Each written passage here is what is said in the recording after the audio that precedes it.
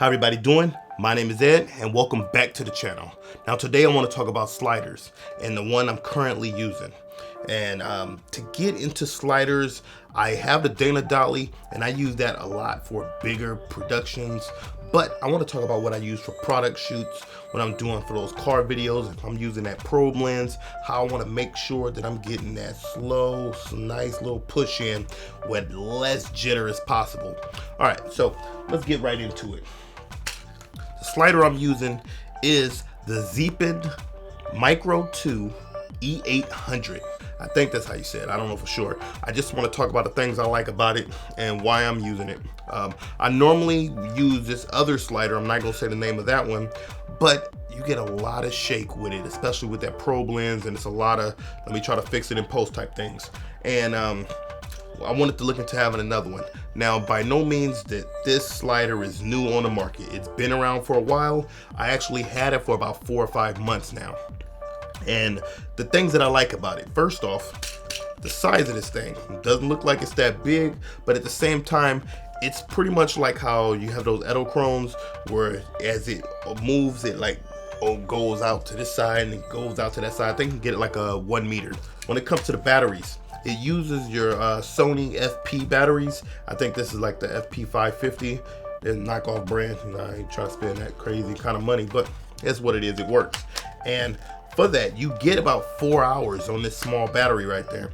So that right there alone is already like, yeah, I'm in it. So it has a mobile app as well that you can download and control this from your app. I love that.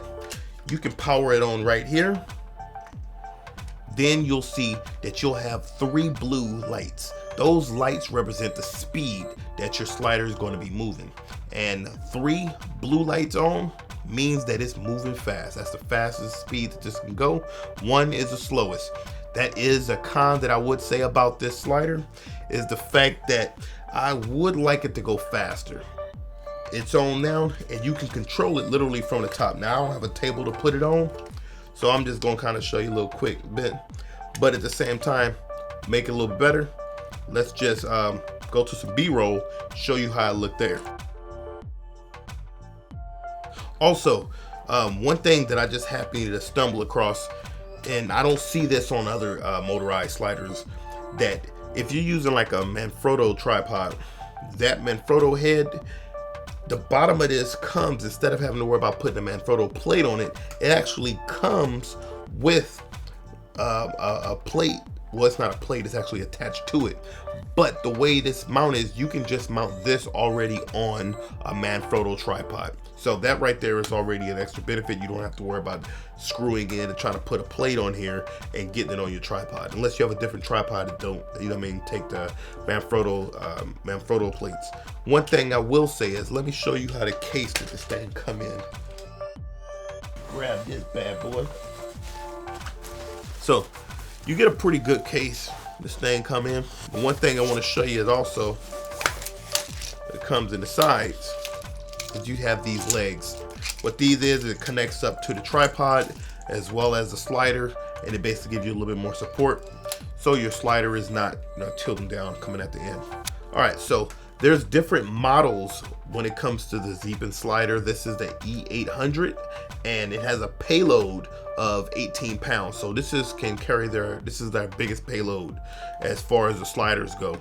And they do have, I think, 2 more underneath this, and you have to look those up to see what the payload is for those. But I actually got it because I was thinking that I want to, when I put that black magic on here, if I have the probe lens, if I have whatever, I wanted to make sure that it would, the motor could be able to support it, and this one definitely can. This one cost me, I want to say around $600, and I would say these can be comparable to like the Edelchromes in the sense of what you can actually do. As far as the probe lens, when I have this thing on here, I would like to tell you that it takes off all the micro jitters, but unfortunately it don't.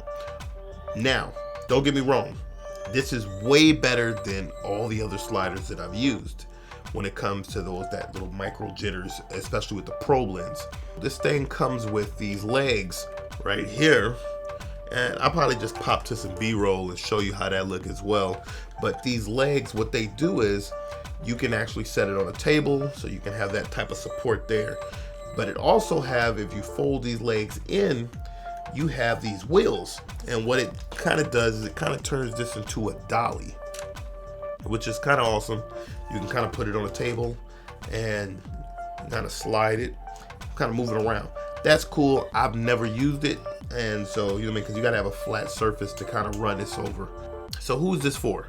I'll say anybody that's doing any kind of product shoots and you want to have that nice, smooth, motorized slider that, depending on whatever kind of lens you're using, that especially if you have a probe lens, this can definitely be that slider for you. Other great things about this slider is that they have a mobile app.